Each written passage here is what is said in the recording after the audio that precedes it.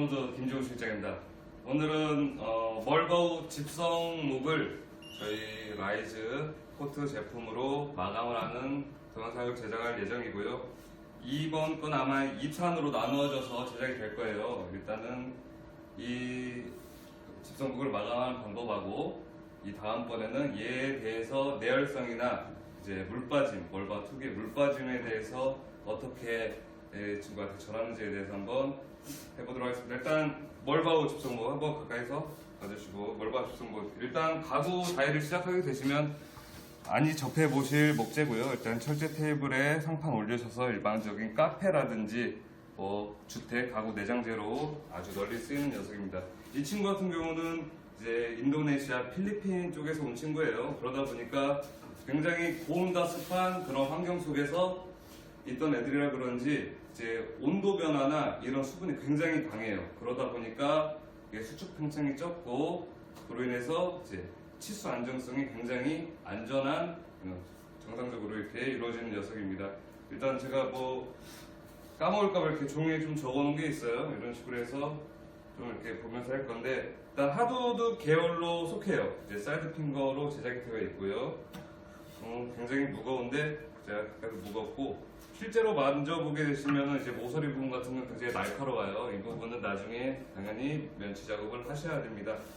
일단 오늘은 이렇게 가까이서 보시면은 멀버우 같은 경우는 눈매가 굉장히 좀 깊게 들어가 있는 편이에요. 일반적으로 그냥 바니쉬를 바로 올리셔도 상관이 없는데, 이번에는 한번 샌딩 실러, 라이즈 베이스 코트를 이용해서 샌딩 실러 역할을 한번 하는 걸 보여드리도록 하겠습니다. 일단 저희가 판매되고 있는 건 700ml짜리하고 저희 3.5L짜리 이 두 개의 사이즈가 판매가 되고 있고요. 일단 오늘은 저희가 일전에 쓰던 거 가지고 한번 작업을 해보도록 하겠습니다. 일단 저희는 평활도가 굉장히 좋은 녀석이라서 어차피 추후에 계속 이제 라이즈 코트의 성분에 대해서 설명해 드릴 거고요. 아크릴 수성 바니쉬 계열이에요. 일단 이렇게 해서 제가 한번 그냥 아무 생각 없이 그냥 도색을 한번 해보도록 하겠습니다. 자, 그냥 이렇게 막 발랐는데요. 평활도가 굉장히 좋기로 유명한 애예요. 일전에 매직 넘버 5라 그래가지고 한국 실링 특수 산업에서 나왔던 제품의 업그레이드 버전이라고 생각하시면 돼요. 이제 이 제품 같은 경우는 저희 기본 우드에서 저희만 단독 공고를 받아서 유통을 하고 있는 제품이고요. 건조 시간도 워낙 빨라가지고 아마 지금 저녁 7시? 8시? 7시 정도 됐는데 아마 오늘 안에 이 리뷰가 다 완성이 될 것 같아요. 모든 마감 과정까지 끝내서 이제 저희는 쭉 이렇게 발라주셔도 전혀 뭐 자국 같은 게 남지 않는 상태고요. 일반적으로 스펀지나 붓 이용하시는데 넓은 면적 칠하실 때 이걸 롤러로 사용하시면 좀 더 수월하게 이렇게 마감이 가능할 것 같습니다. 그냥 이렇게 해놓고, 이런 거 밑에 지금 콘을 깔아두었어요. 도색을 할 때는 이렇게 좀 공중에 떠 있어야지 행여라도 옆으로 흐르는 녀석들은 잡아줘야 돼. 얘네들이 그대로 굳어버리면은 나중에 골치가 아프기 때문에.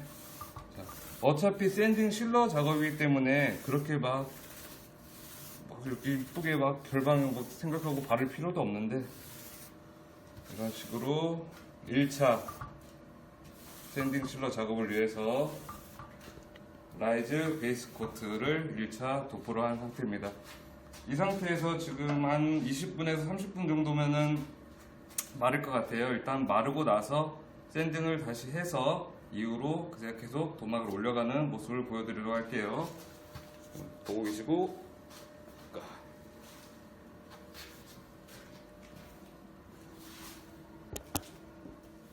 예, 지금 1차 하도젤 바르고 나서 한 30분 정도 지난 시점이에요. 일단 보시는 바와 같이 바짝 말라 있고요. 워낙 건조가 빠르다 보니까 바짝 말라 있고, 이제 뭐 결자국 같은 건 전혀 남아 있지 않은 상태입니다. 현재 어쨌든 됐건 하도제가 프라이머 역할을 하지만 샌딩 실러 역할도 수행을 할 수 있기 때문에, 샌딩 실러의 역할 잠시 설명드리자면, 이 목재 자체에 평면도를 맞추는 작업이라고 생각하시면 돼요. 안에 원폭 파인 부분에 도료가 들어가게 되고 그게 굳게 되면서 이후에 도장을 올렸을 때 촉감이라든지 표면의 퀄리티를 올려주는 작업인데, 일단 이렇게 마른 다음에 바로 샌딩을 시작하시면 되고요. 이제 시야사포 220방짜리로 한번 샌딩을 하도록 하겠습니다.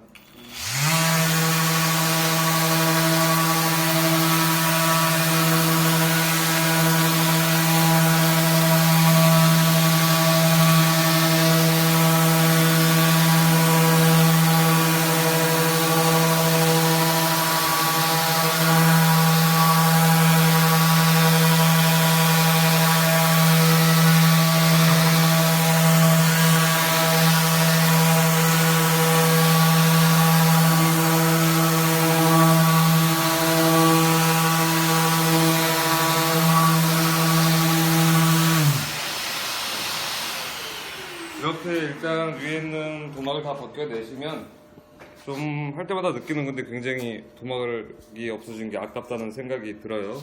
그래도 일단 표면을 위해서 이렇게 없애 주신 다음에 흡기라든지 이런 걸 이용해서 미세한 입자 먼지를 털어내고,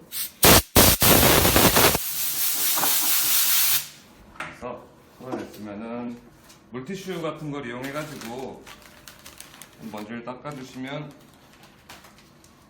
됩니다. 자, 어차피 수성 반시가 올라가기 때문에 이렇게 보시면 이렇게 물빠짐이라든지 아직까지는 이 가루 자체 색깔 때문에 이렇게 색상이 나와요. 자, 원래 같았으면은 이 정도면은 프라이머를 한 2번에서 3번 정도, 이제 하도 작업, 샌딩 실러 작업을 2번, 3번 정도 해주시면 좋으신데, 저희는 시간 관계상 일단 1번을 하고 넘어가도록 하겠습니다. 일단 다시 하도제 도포, 이제 진짜 프라이머 역할을 해주죠. 자, 하도제를 이전에 했던 방식과 그대로 같이 그냥 또 문대 놓도록 하겠습니다. 또 똑같이 아마 하게 된다면 저희가 하도 프라이머 작업을 2회, 상도 2회에서 3회 정도로 마감을 칠 생각이고요. 그렇게 되면은 충분히 원하시는 도막이 형성이 되실 거예요. 이렇게 아마 스펀지로 바르시나 붓으로 바르시나 이 정도 평활도는 충분히 나올 거고요. 좀 몽신 바르도록 하겠습니다.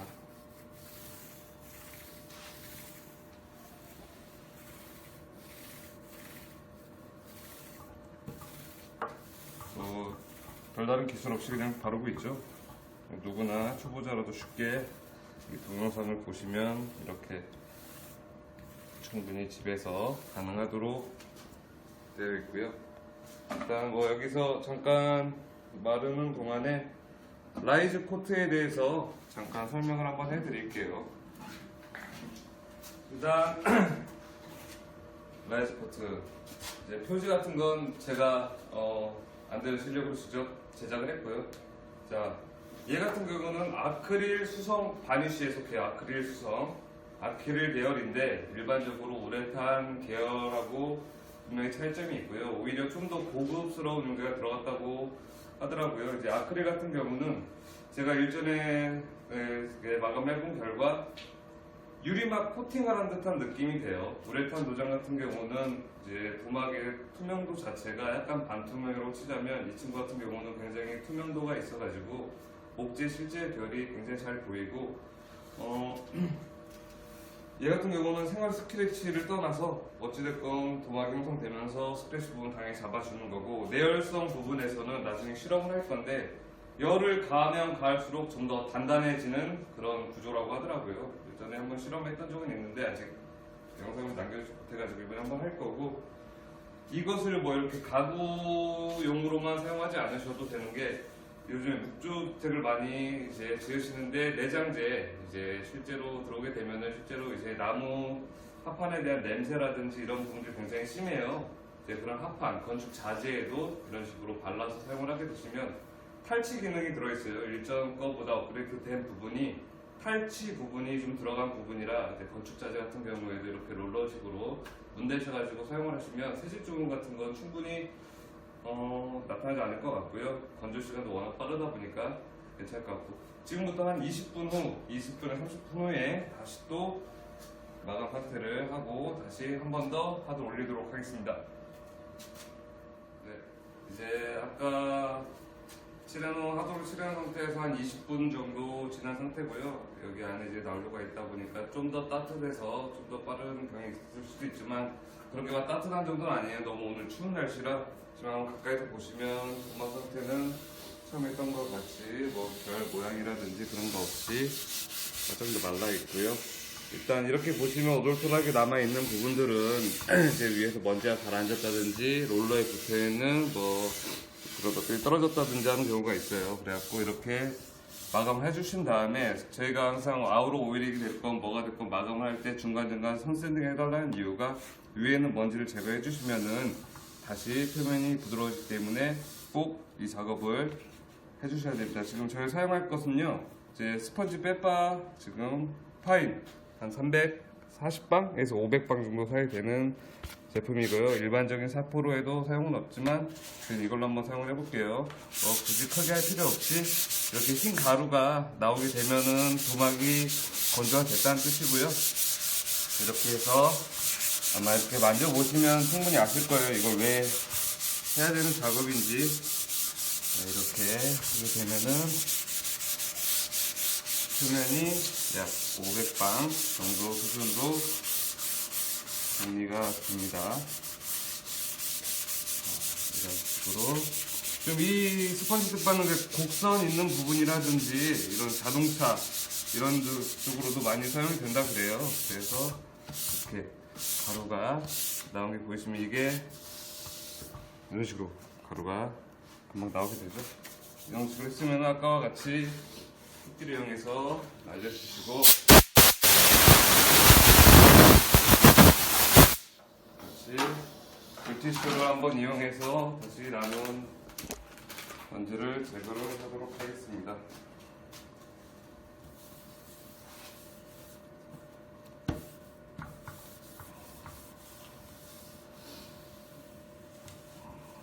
멀바우 같은 경우는 시간이 지날수록 좀 더 진해지는 성격이 있어요. 그리고 나중에 중요한 건 물 빠진 부분인데, 이제 도막을 아무리 두어도 위에서 뜨거운 수건이라든지 어떤 뜨거운 물체가 됐을 때 목재 자체 색깔이 위로 도막을 뚫고 올라오는 현상을 말하는데, 그 부분도 나중에 한번 자세히 리뷰를 해드리도록 하겠습니다. 이런 상태로 해놓은 상태에서 지금은 이제 오돌토돌한 부분 완전 없어졌고요.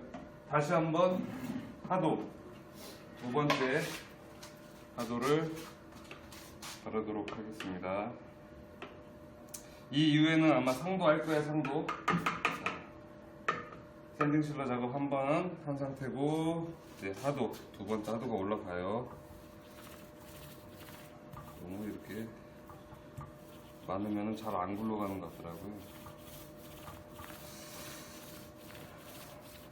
처음에는 붓이 없어서 그냥 눈에 보이는 롤러로 칠해봤는데 의외로 너무 잘 칠해지는 것 같아가지고 롤러를 사용하는 것도 의외로 좋은 방법인 것 같아요. 이렇게 보시면은 아직 롤러로 해서 그런지 공기 방울들이 이렇게 오돌토돌하게 올라온 게 보여요. 이런 부분들도 이제 건조가 되면서 자연스레 젖지게 되고요.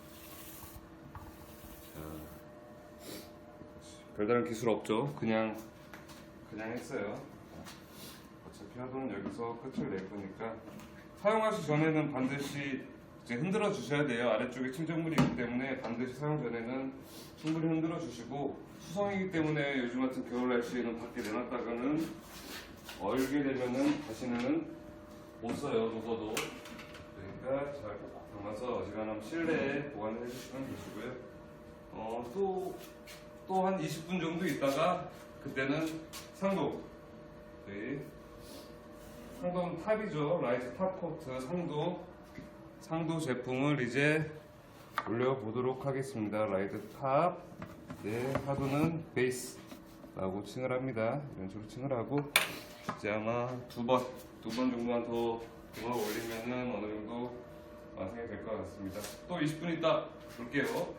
이제 한 20분 정도 지난 상태이고요. 제가 말랐는지 한번 확인하러 왔는데 말라 있어가지고 생각보다 좀 더 빨리 마른 것 같아가지고 바로 리뷰를 진행을 하도록 하겠습니다. 일단 말라 있는 상태고 이렇게 바로 아까 했던 방법으로 똑같이 이제 시작 거 7970 이 스펀지 빼바 320방에서 500방 사이 정도 되는 엿을 가지고 손사포질 한번 해볼게요. 이 사포질 할 때는 굳이 막 힘을 줘서 세게 할 필요는 없어요. 어느 정도 얘네들이 이렇게 하얀 가루가 올라올 정도로 해서 손으로 만져보시면은 이 차이점을 충분히 아실 거고요. 이런 식으로 먼지를 털어내기 가볍게만 샌딩을 해주시고 아까와 같이 또 똑같이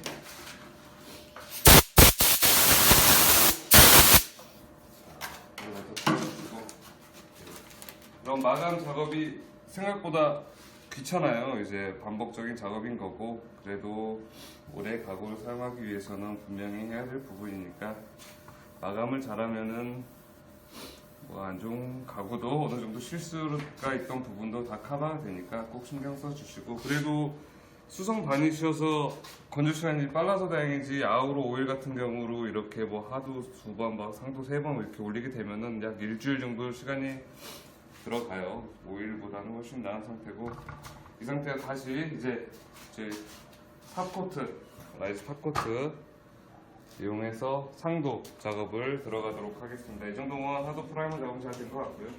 상도 사용하기 전에 안에 침전물이 잘 섞이도록 충분히 섞어주고 시작을 하도록 하겠습니다. 색상을 보시면 좀 더 누래요. 좀 더 누렇고요. 좀 더 성분이 진득하다고 해야 되나? 점도가 강하다고 생각하시면 되고요. 자, 이 친구도 똑같이 그냥 계속 롤러로 마감할게요. 롤러보다 다 좋은 걸로 하실 거니까 저보단 잘 나오겠죠. 자, 아무래도 도마기 자 일전에 올렸던 것보다 훨씬 더 잘 올라오고 있어요. 이제 조금 더 두툼하게 도마기 형성이 되는 진짜 과정이고요. 자, 똑같은 방법으로 하도록 하겠습니다. 지금 샌드실러 한 번, 하도 두 번, 그 다음에 상도, 첫 번째 상도가 올라가고 있습니다. 좀 이렇게 오돌토는 거 아까처럼 보이시죠? 스펀지로 하게 되면은 얘보다 좀 더 균일하게 퍼지긴 하는데 그래서 최악의 조건에서도 평활도라든지 그런 부분이 잘 나온다는 걸 보여드리기 위해서 해보도록 하겠습니다. 이런 거 할 때는 이제 나중에 보시면 이 옆부분에 흐르지 않도록 꼭 체크를 해주셔야 돼요. 너무 많은 양을 하게 되면 밑에 이렇게 묻히게 되기 때문에 마감할 때 이 부분 꼭 하셔야지 됩니다. 자, 다시 또 건조를 할 거고요. 물에서 한 15분? 20분 정도면은 되는 것 같아요. 제가 볼 때는 충분히 15, 20분 정도면은 되는 것 같고 아까 말씀드렸듯이 저희가 7시에 리뷰를 시작을 했는데 뭐 충분히 오늘 안에 이 리뷰가 완성이 될 것 같습니다. 어차피 너무 사이즈를 그나마 작은 걸로 해가지고 도색하는 시간이 적은 건 사실이지만 그래도 다시 또 한번 이 친구의 성능을 기다려보도록 할게요. 한 20분 뒤에 또 오도록 하겠습니다. 네, 한 또 20분 정도 지난 상태예요. 네, 조금씩 저도 지쳐가는데 이제 과태료 시간이 이미 넘은 상태라 지금 다시 또 이제 상도를 올린 상태에서 다시 아까 했던 대로 이제 도막을 위에 있는 결들을 정리를 해주도록 하겠습니다. 상도 같은 부분은 이제 도막이 생겼기 때문에 일전에 했던 것보다 조금 더 세게 해주셔도 상관이 없어요. 이 부분에서는 어느 정도 도막이 올라오는 단계이기 때문에 처음에 했던 것보다는 조금 더 손에 힘을 주어서 목재의 층을 맞춰보도록 하겠습니다.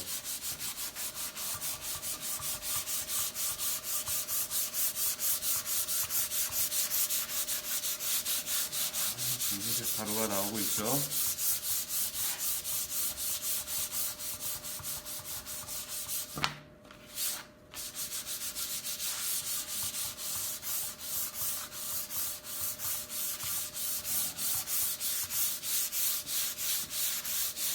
훨씬 더 꼼꼼하게 이번엔 하도록 하겠습니다. 이제 이후에 이제 도막이 올라오면 2번 정도 하면 이제 끝이 날 것 같아요. 2번 정도 더 하고, 어느 정도 부드럽게 된 것 같고요. 다시 또 아까 했던 방법과 동일하게 먼지를 털어주시고, 이제 끼가 없으면은 그냥 바로 물티슈로 닦으셔도 상관은 없어요. 먼저 마른 휴지로 닦아주셔도 되시고, 이제 이렇게 물질 닦아내니까 또 다시 본인의 색상이 살아나죠. 꼼꼼히 닦아주시고, 굉장히 모던한 색상으로 마감이 되고 있습니다. 꼼꼼히 닦아주시고, 이제 2번째 청도를 올려보도록 할게요. 2번째 청도 역시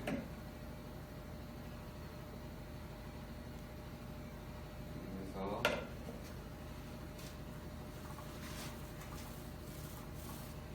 동일한 방법으로 또 다시 도포를 하도록 하겠습니다.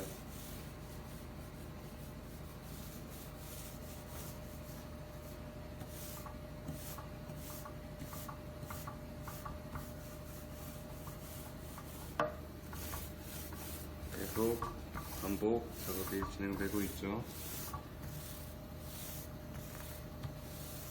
확실히 이제 상도다 보니까 도막이 올라온 게 눈에 보여요. 실제로 이제 카메라에 담길지 모르겠는데, 이렇게 발랐을 때도 도막 위에서 이제 코팅이 된다는 느낌을 이제 받을 수 있고요. 목재 자체의 색감과 결 또한 좀 더 뚜렷하게 좀 올라오고 있습니다.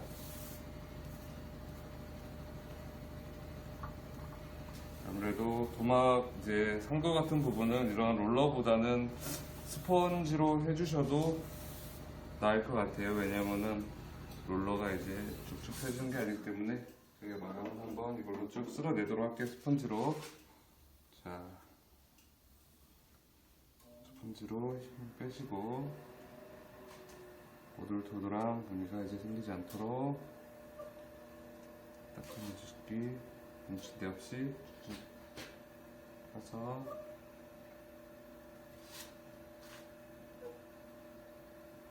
이제 롤러로 했을 때하고 표면의 모양이 좀 다르죠?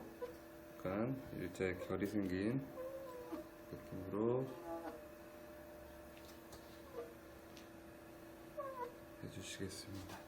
이제 2차 상도까지 마무리된 상태고요.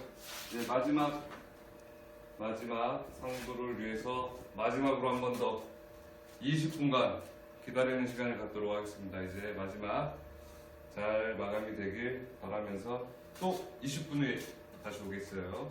네, 이제 좀 1시간 정도 또 지난 상태예요. 1시간 정도 지난 상태에서 다시 또 이전에는 한 30분 정도 타임으로 건조 시간이었다면 이번에 좀 1시간 정도로 해서 좀 더 바짝 말린 상태에서 지금 다시 마지막 상도를 올릴 작업을 준비 중인데, 했던 방법과 똑같이 또 스펀지 백발 이용해서 위에 앉아있는 이물질 같은 걸 제거하도록 하겠습니다.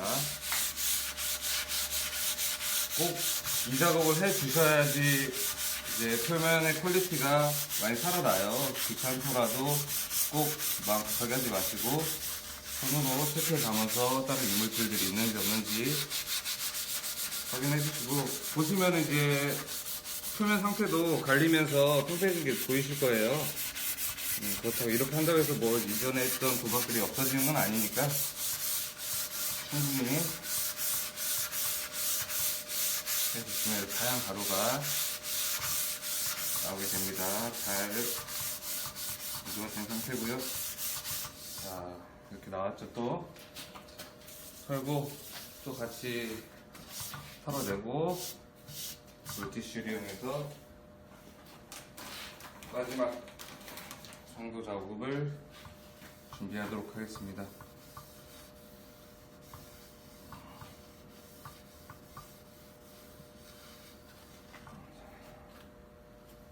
네.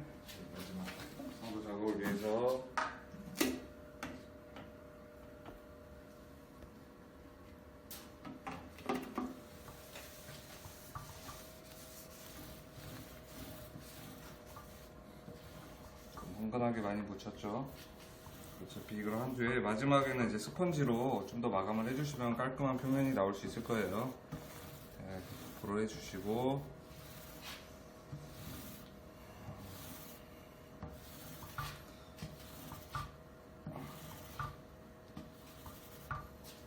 스펀지를 이용해서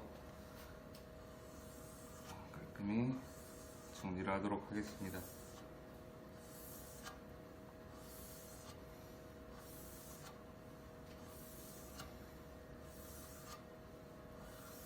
아까도 말했듯이 이렇게 하게 되면 이런 옆부분 같은 경우는 꼭 이렇게 훑어주는 거 생각하셔야 돼요. 보이지 않는 부분을 흘릴 수가 있기 때문에. 이렇게 해서 아마 이 동영상이 끝나고 나서는 다음에는 이 위에다가 이제 팔팔 끓은 냄비도 그대로 올려 볼 거고요. 이제 물 빠짐을 위해서 뜨거운 행주, 그대로 삶은 행주를 위에다 올려놓는 그런 실험을 해볼 계획이에요. 이제 그 작업은 얘가 완전 정도가 되기까지 좀 기다려준 다음에 진행을 하도록 하겠습니다. 이제 거의 마감의 마지막 순서로 가고 있고요.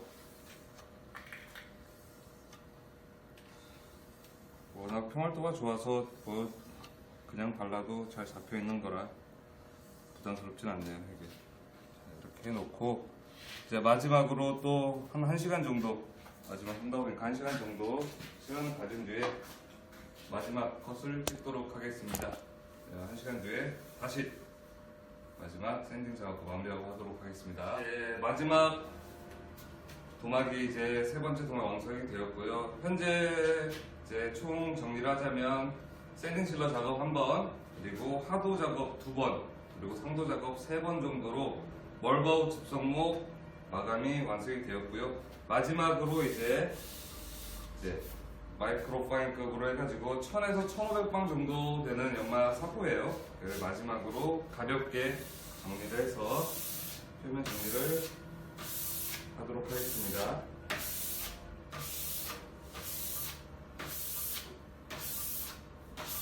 뭐 흰 가루가 그렇게 많이 나오진 않고요. 이 상태에서 약간 반광 정도의 광으로 마감이 되었어요. 이제 가까이서 한번 보시게 되시면 광도 자체가 좀 부담스럽지 않고 굉장히 멀바우 자체 결이 잘 살아났고요. 촌스럽지 않은 상태의 마감이 되었어요. 어떻게 보면은 너무 광이 올라와도 문제고 안 올라와도 마감을 하지 않은 것 같아서 문제가 되는데, 수성 바니쉬로 하다 보니까 약간 좀 더 고급진 브라운빛 모던한 느낌의 마감 상태가 완료가 되었고요. 이제 잠깐 비교를 해드리자면 이 친구가 오일로 마감을 한 제품이에요. 이제 색상 차이가 확연히 드러나나요? 카메라상으로 좀 더 많이 진하고 이런 유분의 느낌이 아직 남아있죠. 워낙 유분이 많은 목재다 보니까 굉장히 오래 놨던데도 불구하고 제대로 마감을 한 건 아니고요. 오일 색상을 위해서 좀 비교를 해드린 거고요.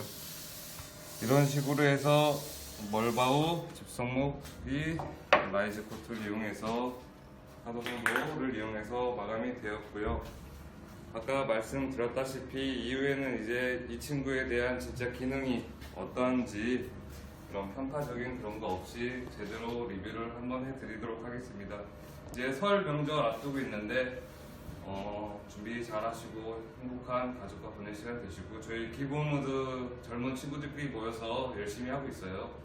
하다 보니까 시행착오도 많이 겪게 되고 이런저런 문제들이 발생을 하는데, 그래도 이쁘게 봐주시고 이제 취목이나 이제 공방들 사장님께서 좀 더 편안하게 이제 목공 강국처럼 좀 더 편안하게 이런 가구 가위를 즐길 수 있도록 최선을 다하도록 하겠습니다.